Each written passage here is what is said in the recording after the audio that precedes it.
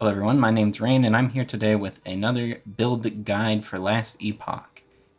This time, Shield Bash is our focus on a Paladin. Now, I'll be honest, the main reason I decided I wanted to do this was because of this shield. Well, technically it's a one-handed axe, but it's a shield, Monument of Protection, which basically lets us dual-wield shields, which is funny. So, that's a good enough reason for me to try this. With how good Sentinel is right now, it seemed like the perfect time to actually give this build a shot, and so far I've been pretty happy with it. So let's talk about Monument of Protection, what it does. So the gimmick here is that it is one-handed axe, so you can use it as your primary weapon, but really it's a shield. It has block chance, block effectiveness on it, and it helps us scale with that. So you'll notice for specifically Shield Bash and Shield Rush, it gives melee damage for those. So this lets us get a lot of block chance and block effectiveness, and it specifically buffs Shield Bash and Shield Rush. Now the reason this is good is because of the ways that Shield Bash specifically scales. So notice here in the tooltip, it says that Shield Bash gets 1.5% more damage per 1% block chance up to a cap. But that's not even all there is. We have other nodes on the tree that let us continue to scale with block chance and also block effectiveness. Now this normally has a cooldown, but there's a node that lets us get rid of the cooldown so we can actually use it as main skill. The cooldown's way too long, otherwise you really couldn't. You just have to use it as a supportive thing. But the big thing it does is, like, normally you get a guaranteed stun with Shield Bash, but you don't here. You lose that if you get rid of the cooldown, and it costs more mana. But that's a fair trade-off to make to allow us to use it as a main skill. Now, there's two other nodes here that are the most important for how we're approaching this build. One is Indomitable Force, which gives us damage per 40 block effectiveness. So we get +2 damage for every 40 block effectiveness that we have total, which has great synergy with, basically dual-wielding shields. Along with that, we also get Shield Storm, which gives us attack speed per 1% block chance. It's 0.5% per 1% block chance. Which basically means if you hit the block cap, which is 100% chance to block, you'll hit that maximum attack speed of 50%. So our goal is to hit that, and then to get as much block effectiveness as we can, and then scale in other ways as best we can. So, there's other notes on here that give us damage. And we convert to fire just because, in my opinion, it's easier to scale fire damage than it is the base physical that the skill normally does. So that's the build, right? We want to stack defensive stats to up our damage, which lets us be really tanky and do a lot of damage, which is really nice. The build does require this Monument of Protection unique. That being said, it's quite common, and you could start leveling it without this.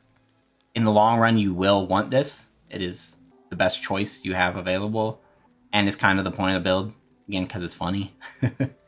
But you don't have to have it right away. But also, I'd more recommend this as a second build or something because of that. Or if you're playing Merchant's Guild, you can just buy one of these. They're cheap.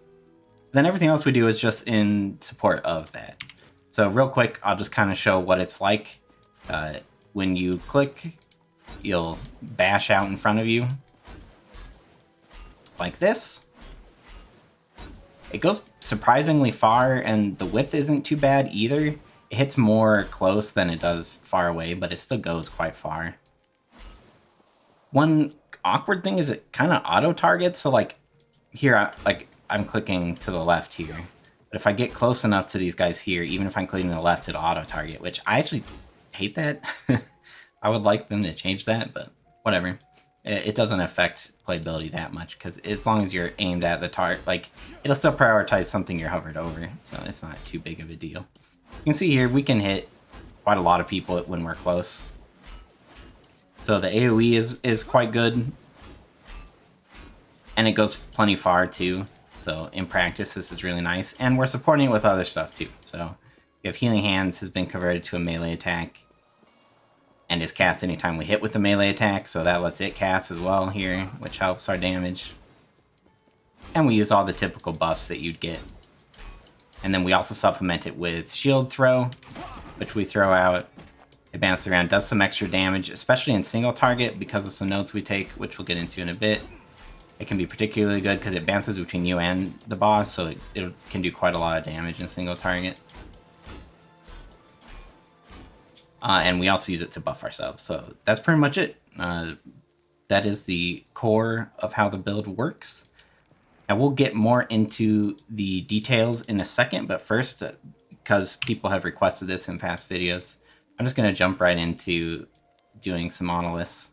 You see I'm at 372 corruption right here. It's not completely insane, and I'm confident this build can go quite a bit further. But I want to get this build out, and there's other builds I want to get to as well, so I just wanted to kind of get this one taken care of. We'll do this arena real quick. I know some people hate arenas, but I actually really love them. I think it does a good job showing off how we clear. So pretty much this is it. We spam our Shield Bash and kill stuff. Sometimes when we'll run into elites or something, I'll throw out the shield throw. We have Healing Hands, both, getting casts to help our damage, but then we can also use it as a movement ability, which we're invulnerable during, which is very important for being invuln through certain things, especially in boss fights.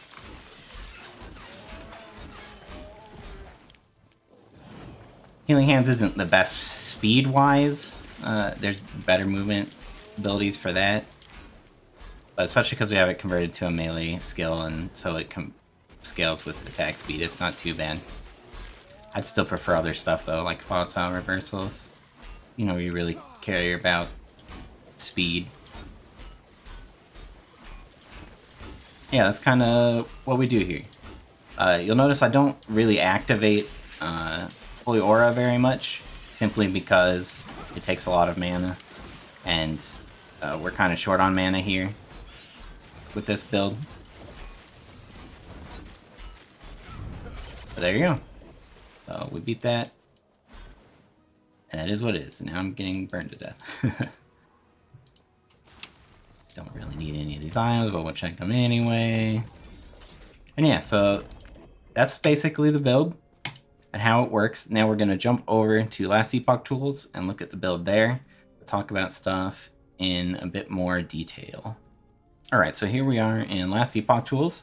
Now I have this build linked in the description below, so if you want to look at all the details there, you can. And so let's just go over each skill individually real quick and talk about what we're doing with them. So as I mentioned before, Shield Bash, most important thing is that we path over here, get Indomitable Force to scale with block effectiveness, get Shield Storm, scale attack speed, and with our block, and take Flurry of Blows so we don't have a cooldown. And we take some other stuff here. High Impact is just a more damage modifier, which is always good. More damage, as I've mentioned in past videos, is better than increased damage. Any source of more damage you can get reasonably is a good choice. And on our way there, we also grab Cutting Edge to both shred armor, which does up our damage in the long run, and reduce the mana cost, because sustaining mana is going to be one of our bigger challenges with Shield Bash as a main skill, especially it costs 18 when we take Flurry of Blows by default, so we want to make sure to reduce that mana cost here. And we have to take one anyway, so we may as well take two more to get that mana cost down, and our armor shred stacks where we want. Then we path over to convert to fire. Have to take 2 points here, which increases stuns. It makes stuns by Shield Bash longer, which actually is relevant. It can help with clear. This skill stuns reasonably well with the amount of damage we're doing, and the longer stun duration is kind of nice. We have this width node we have to pass through, and then we have these 2 nodes. Now, if I could take 4 points here, I would, but we need the points elsewhere, so for now, we just have to go with this. It basically just gives us more melee fire damage. If it had a cooldown, it would do other things, but because we get rid of the cooldown, it doesn't do other things. But that base melee fire damage is still useful. And then we get Incinerating Blows, which is what makes our Shield Bash go from being physical damage to fire damage. And then the last node, but also quite important, you take these towards the end, but they're still a big deal, is it gives you extra block chance and block effectiveness after you use Shield Bash. You don't even have to hit anything. So you want this up all the time. It's just more damage, both from the attack speed that the block chance gives you. It also makes it easier to hit 100% block chance, even if you don't have exactly what you need on the items. And it gives us extra block effectiveness, so it's just a great node. It gives us quite a lot of damage and survivability, which again is the whole point of this build. We can double dip into both. The next most important skill, I guess, we'll talk about is Healing Hands. Again, that is our movement ability, which we convert to here with Raya's Chariot. And then we take Sun Shroud to make us immune while moving. And we have Cleric's Hammer, which is how we can use Healing Hands to augment our damage. If we take 4 points here, every time we get a melee hit, we'll cast Healing Hands, which does fire damage, which is synergistic with our fire damage converted Shield Bash. To get it to do damage, we go here to Searing Light, which makes it do damage on hit. And then we want to turn it into a melee strike. So we come down here to Seraph Blade, which turns it into a melee hit. So it does fire damage, but from a melee rather than spell. And then we just take these mana nodes here to make it cost no mana. That is important, and also makes it bigger, which is nice. It's a bigger area of effect. And then we take damage nodes. All the damage nodes that are applicable to us. So that would be Cleric's Wrath, Virtue of Patience, Bane of Evil. From there, we're left with some extra points. And what I chose to do was get some more healing effectiveness. One thing that Cleric's Hammer does is it gives you less upfront healing from the indirect casts. But that healing can be nice. So getting some of that back here is cool. I took a point here of additional healing per second. You get a buff from Healing Hands when it heals you. That heals you over time. And this just buffs it a little bit. At this point, honestly, could go into Prayer of the Fallen, though. You could even come down here to Urgent Healing. I don't really know. That's one where, making the decision on that point's not that important. And then I also took this Halted Scourge, which immobilizes void enemies. And then it also, if you play with friends, it can grant allies 10% less void damage taken, but it doesn't really matter for us. If you wanted, you could take Turn Undead, but I just don't. What it does is Fear Undead when you hit. I don't like Fear. It makes them run away from you, which I don't want because I want to kill them. I want them to be in front of me. So I don't take that one, but you could take it if you want. From there, we take kind of the two generic buff skills that you take on every Paladin build, Holy Aura and Symbols of Hope. And these are pretty standard trees. We take as much damage as we can and then take some other utility stuff. So here we take these 2 points so we can come down here. But first we get Fire Pen, increased global fire damage, and we're able to get attack speed, crit chance, and crit multiplier, all just from going here. Now you could max out these damage nodes, but I choose instead to go over here to increase health regen. The health regen's not super important because we have a ton anyway, but it's helpful. But mostly it's for purification. I really like Purification because it lets you activate it to cleanse all ailments. It gives you some extra base poison resistance, which is useful. So I pretty much always go Purification if I can on Holy Aura. It just gives some really nice utility to activating Holy Aura. And then we have Symbols of Hope. Again, we're mostly taking damage nodes, and we're trying to get extra symbols, so these nodes are even better. So we get these damage granted per active symbol, increased crit chance per active symbol, increased fire damage. From there, we come over here to get the extra max symbol. And we grab Meditation. If you play friends, you might not want to use this, but for me, I only play solo. So Meditation makes its symbols only affect you, but give you double health regen, which is really nice. I'd recommend taking this most of the time if you're playing solo. And then I also take some 3 points over here in Celestial Concentration. Again, mana can be a little tight with this build, so we want extra mana to regen where we can get it without having to give up much in the way of damage.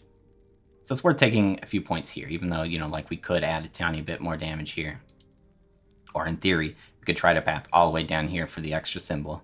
It's really not worth it for what we're trying to do. And then finally, we have Shield Throw here. I went back and forth on what 5th skill to spec here. There's probably other stuff you could do, but Shield Throw seemed like the most synergistic with what we're doing, because Shield Throw can also gain damage based on block defensive stats. So it just seemed like a nice thing to do. It also has a cooldown, so like, you know, it's easy enough to just use it on cooldown. It doesn't cost all that much mana, so it's worth using. So one of the main things we do with Shield Throw is we pat down here to Siege Breaker, which makes it do 100% more damage, which that's a more damage multiplier, so remember those are good. But increases the cooldown, but that's fine. We don't want to have to spam it all the time, because that'd be a pain in the ass, because we would rather be casting Shield Bash most of the time. So giving it that extra cooldown is worth it. Normally, the cooldown ends just when the shield comes back to you, but here it has an actual base cooldown, which is fine. That actually helps with what we're trying to do. And then from there, we go to some nodes that let us buff ourselves when we use it, so it's not just doing damage, but it's about buffing Shield Bash ultimately. So we have here Defender's Rage, which gives us Frenzy, which gives us extra attack speed while it's active. So it says every time Shield Throw hits, you get Frenzy for 4 seconds. We have Throwing Arm. This is actually pretty important, as I showed in game before. It ricochets between targets, which will ricochet in AoE, which is nice if you use it there, but usually I'm only using this in single target, where it ricochets back and forth between you and the opponent, which is what Throwing Arm lets you do. So that's just synergistic with what we're doing, and it helps with single target. And I take 1 point of Colossus. This is something you could probably take more if you wanted.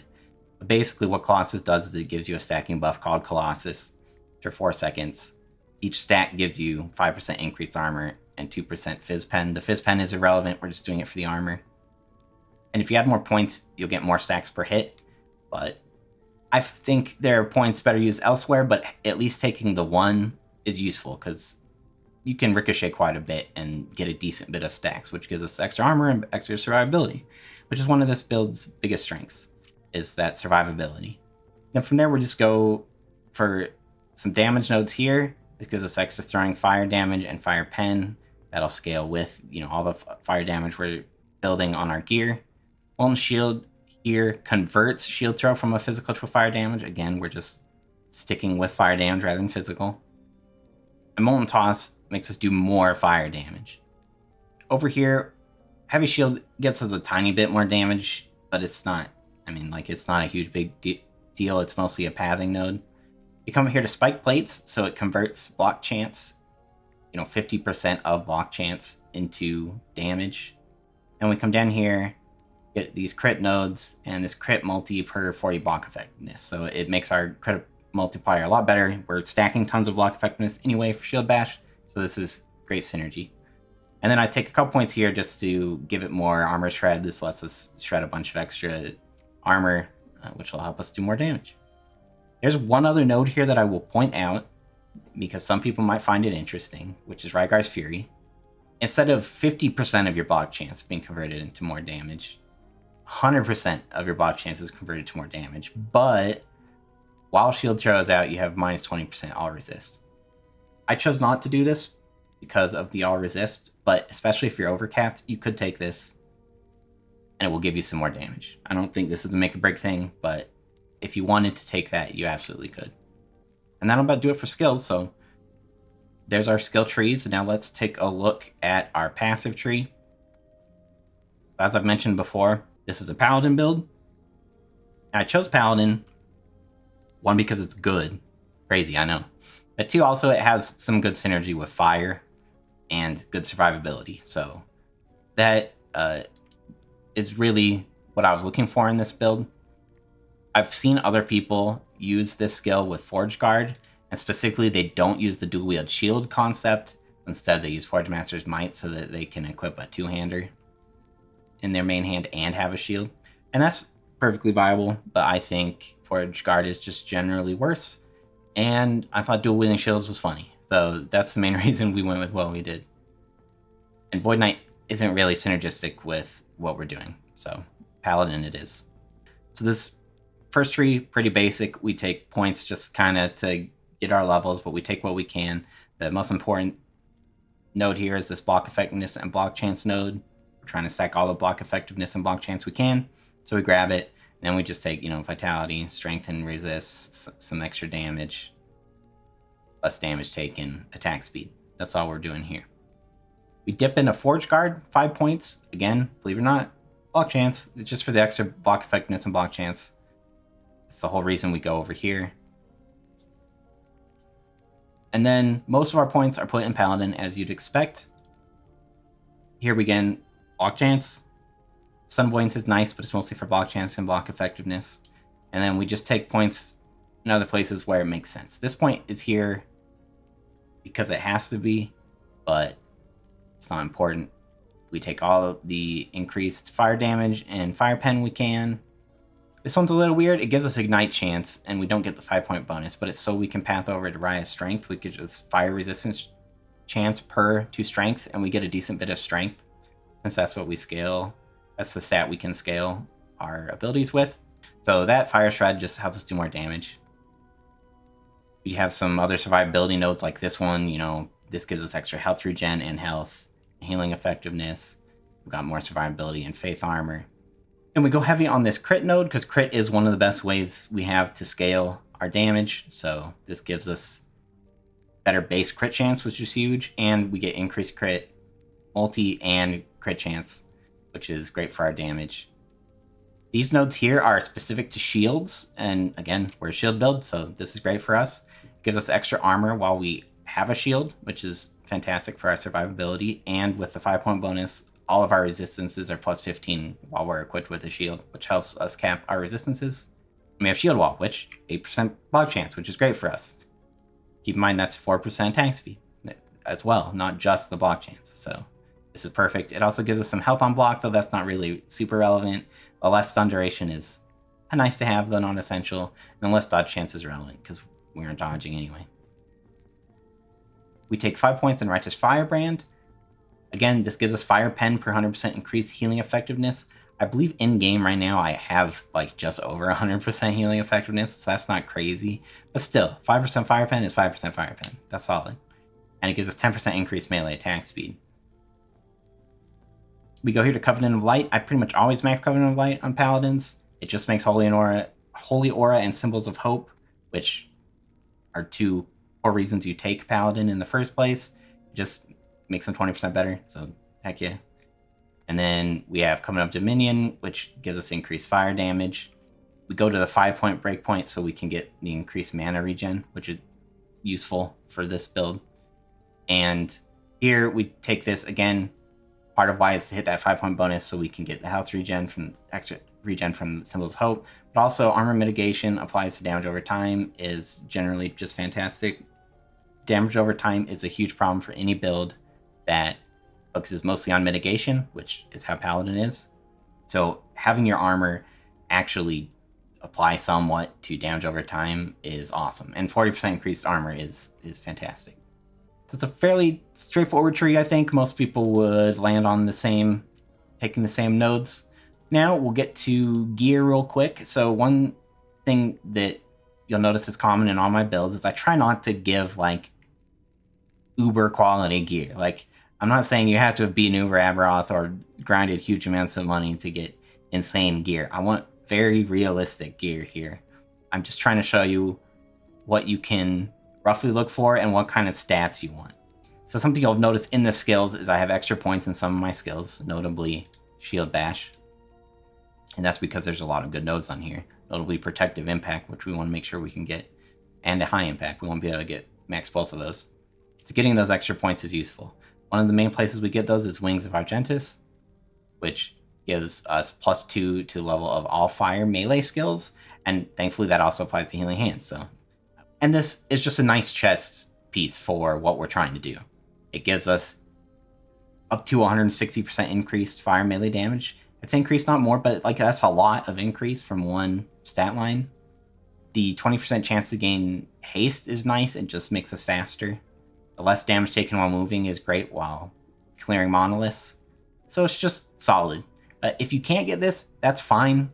Like, honestly, rare chest pieces are better for survivability if you're going just for that, because Champion Regalia has as an implicit armor mitigation applies to damage over time or partial, and it just has huge base armor. So that can be great. And even Solarum Plate has double the armor of Wings of Argentus and gives you that fire damage which is nice, but ultimately Wings of Argentus is just better than Solarum Plate. But if you get a good enough roll, then heck yeah. And like with chess pieces, as always, there's some uniques that are just crazy. So if you get something like Null Portent or Core of the Mountain, these two items are fantastic. You can use them on basically any build, especially with legendary potential. And then I show here just a couple possibilities for the legendary potential. I don't even have the on live. I just have a. I didn't ever see a. I haven't seen a Wings of Argentus with LP yet, so it is what it is. I think mine has like +3 strength on it because I threw it into a Nemesis and it just didn't get anything good, so whatever. But this isn't that important. But if you can, getting this increased fire damage and ignite duration is one of the better nodes you can get. And just increasing your HP or even armor just for extra survivability is nice. One unique that, again, you don't have to use, and honestly, using a rare shield might be better for damage, but I love Countenance of Majasa. And going back to something we mentioned earlier, you'll be able to see why. Basically, Countenance of Majasa is good for survivability. Its implicits are fine, 35% block chance, and the block effectiveness are okay, but you can get better on other shields. But what matters is this line, 30 to 35% of block effectiveness applies to damage over time, as if it had been blocked. So basically it treats every tick of damage over time as a blocked hit and applies part of your block mitigation to it. This is wonderful, especially when stacked with other ways of dealing with damage over time, like health regen and armor mitigation, somewhat applying to it via implicits. Stacking all this stuff really helps us live through damage over time. The other way to survive damage over time is to stack health, but we actually have a hard time stacking health with this build because we're focusing so much on block, because we need it for our damage. So any way to make our mitigation apply to damage over time is a great way to increase our survivability. But again, you could use something else purely for the offensive possibilities they can give. Again, here I just show block chance and block effectiveness, probably the best things you can get. You might not need the block chance though. For example, in game, I only have a 1 LP Countenance of Majasa, and it has only block effectiveness on it because with the buff that you get from just using Shield Bash to get extra block effectiveness, and from other mods I have elsewhere, I'm already at 100% block chance. You can't go above that. You can't block a one hit multiple times. So you might not need that here from Countenance of Majasa, in which case the block effectiveness is what matters, because extra damage. We've already talked about Monument Protection, but again, I'll just quickly go over. This is one of the core pillars of the build. It's funny, because we get to dual wield shields, which is awesome. But it also gives us extra block chance and block effectiveness, and specifically melee damage for Shield Bash, and increased block effectiveness. So this is just great for what we're trying to do. And as far as, legendary fixes, like, again, I give a few examples here. Fire melee damage, crit, multi, and fire pen as some of your better choices. Attack speed would be fine. Generic fire damage would be fine. Crit chance would be fine. These are all things that you could go for. And then we'll look at one last unique. These are Fighting Chance. Fighting Chance is just kind of good on melee builds in general, because it has that 65 to 85% increased melee damage, which is just a nice increase for melee. And these are really common, and it's easy to get high LP versions of them. So you can see even a 4 LP is a 1 in 271, which is incredibly high chance for a 4 LP item. So it's not hard to get good fighting chances, and they're basically just free extra stats onto a rare for all intents and purposes. So I like these. The only downside is the 5% to 10% increased damage taken, but it's not really that relevant. And that's it for like special stuff. Actually, that's all. Let's quickly talk about the unique idol I use, Throne of Ambition. It's just kind of good on fire and cold builds. Basically, the way it works is you gain a stack of ambition every time you hit a boss or rare. That can stack up to 20, and for each stack you get 2% more fire damage and 2% more cold damage. So if you're using any of those, you may as well. And you lose all stacks of ambition if you go 4 seconds without gaining a stack, so it's not something that you'll like permanently have 20 stacks. But it's just another relatively easy way to get more fire damage. And as we've said before, more damage multipliers, important. One of the best things we can get. So this is just great. Now looking at other items, we just kind of take stuff that increases our survivability, and then like fire and elemental damage and crit multi. That's like kind of the stuff we're looking for on everything. You see this helmet here, I show strength. That helps us scale a bit with our skill, which scales off strength, but also gives us armor, which is great for surviving. We take increased fire damage, and then armor and resistances. You obviously don't have to do exactly what I'm doing here resistances wise. This is just to kind of get something that works over here. In game, you're going to have a very different experience. These aren't the exact items you're looking for, just roughly what you want. And then I think this base is my favorite. There are better bases for damage, but again, for survivability's sake, one of the most important stats is reduced bonus damage taken from crit. We want that. We want to hit 100% on that. So here I have 110 in this. So we always want to hit 100 of that. And this is one of the easiest ways to get it, is from the Leonin Great Helm. It also is the highest armor base, so that helps with our mitigation also. Necklace, again, increased fire damage, fire pen, and health. Pretty standard stuff. Yeah, I mean, you don't need these exact mods. Like increased elemental damage is fine. Crit chance would be fine. There's definitely better bases in this too, but this helps us get our resistances figured out.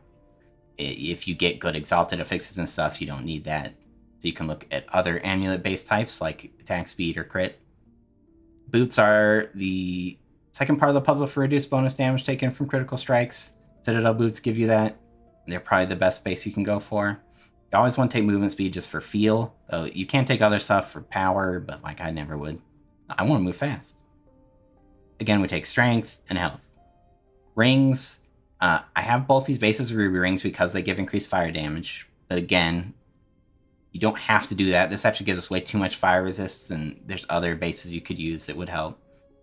But the main things we want here are crit chance. That is our ideal roll, and then from there, we have increased fire damage. You could also just increase elemental damage. That'd be fine too. And then we take the block chance nodes. These are one of the best fixes we can get, because again, we're trying to max out block chance and get as much block effectiveness as possible. So you always want to get those where they're available, and rings is one of the very few places, so be sure to grab them. And then health. Both these are identical. A relic is important because we want +2 to shield bash. If you can get better than that, then heck yeah. I don't currently, but go for it if you can get it. +3 specifically would kind of let us get all the nodes we want, because you could get that last fire damage node, which would be sweet. And then just resist, fire damage, health, the typical stuff. Again, this base I go for is this fire damage base, but there's one that like makes attacks cost less mana. That could be helpful if you're having problems running out of mana. There's plenty of other options here as well. I'm not sure I mentioned it before, but real quick. The gloves, again, you want melee attack speed, crit chance, health. The same kind of stuff you want. You take attack speed here because it's not available in very many places, but there are other stats you could take here too, like increased fire damage. And then belt, you go for the increased fire damage and health, resist, boom. I mean, it's just like everything else. The main thing here is there isn't really another good prefix available, so we take increased mana regen because we can struggle a little bit with our mana. So that's a good option on a belt. Relics are kind of weird for this build. I don't claim these to be perfect, but because we have Throne of Ambition here, it makes fitting other stuff in kind of weird. You can go for the class 2x2s, but I don't love their stats. So what I've chosen to do here is we take one huge Raya idol, because it gives us crit chance and block effectiveness. I've also shown the enchants you might want to get here. You can take a look at those on your own time. But then from there, we just kind of fit what we can. Honestly, the new Weaver idols, I think, are just good. So these Stout Weaver idols, you can see I got combined crit chance, crit multi, and block effectiveness, which is great. That's stuff we want. So I end up using 4 of these. Again, you could replace these with other stuff, like another 2x2 here, but I think these are really strong and ultimately give us more of what we want. And we just fill in the gaps with, again, Weaver idols, the minor Weaver idols specifically because they have both increased fire damage and fire pen, which are some of the better stats we can get. So that just kind of fills it in. Realistically, you won't get exactly this setup. You just kind of take what you can get. Main things you're looking for are things like crit, chance and crit multi, and block effectiveness. Those are the most important. Then we'll cover Blessings real quick. I go for, from the Black Sun, increase crit chance. You could also do crit multi. This is one where I don't, because we don't have a way to directly calculate damage right now, I don't specifically know what's better. So you can see here, and this isn't perfect because this doesn't necessarily take into account some of the increases on the tree for like the skill trees rather than the passive tree. But it says I'm at 54% crit chance. On average, if I go to max, it's 59. If I switch this to crit multi, do go down 4%. Which of these is higher DPS? I don't know. So, like, I kind of went for the more often crits rather than the bigger crits, but I don't know. Crit multi might be better ultimately. And if you care a lot about survivability, you could also take the health. Frankly, 45 to 70 health is also good. So those are your options there. We take health regen from Ending the Storm. We take all resist with Reign of Dragons. We take, and this one's a no-brainer, from the Age of Winter, block chance and block effectiveness. And increased fire damage from Spirits of Fire. So again, it's the stuff we've been wanting. Crit, health, resists, block, and block effectiveness. Fire damage, that kind of stuff. That's really all we're looking for. And yeah, that's pretty much it as far as gear is concerned. So yeah, that's the build. Shield Bash Paladin. Ultimately, I'm liking it. The dual wielding shields is funny. It's quite strong, especially in terms of tankiness. The downside to it compared to the other build I posted, which is also a Paladin, ironically, the multi-strike smite dot build, the damage is lower here than that build, for sure. But the survivability is higher, and for a lot of people, that's just a lot more comfortable. So if you're looking for a pretty tanky build, it also does solid damage, this is where you go. If you're looking to blow up bosses instantly, this maybe isn't the build for you. But if you're willing to learn mechanics a little bit and want to be really tanky and want to run around with 2 shields on, this is the build for you. So thanks everyone for checking out the video. I do have more builds in the works. I'm not entirely sure how many builds I'm going to do for this season. I'm trying to kind of decide how I want to handle making content for this game without burning myself out on it because I don't stream and I'm not particularly interested in it. So we'll see how that goes. There are at least 2 other builds that I have solid ideas for. One I've actually leveled a decent bit already and is working out very well. And the other one is a little more in the early stages, but I'm hopeful about it. And one of those builds, the one that's already coming along pretty well, isn't even a Sentinel. So for those of you that don't want to play Sentinel, this is kind of the Sentinel season, but if you don't want to play Sentinel, that build is a great alternative. Again, thanks for tuning in, and we'll see you guys next time.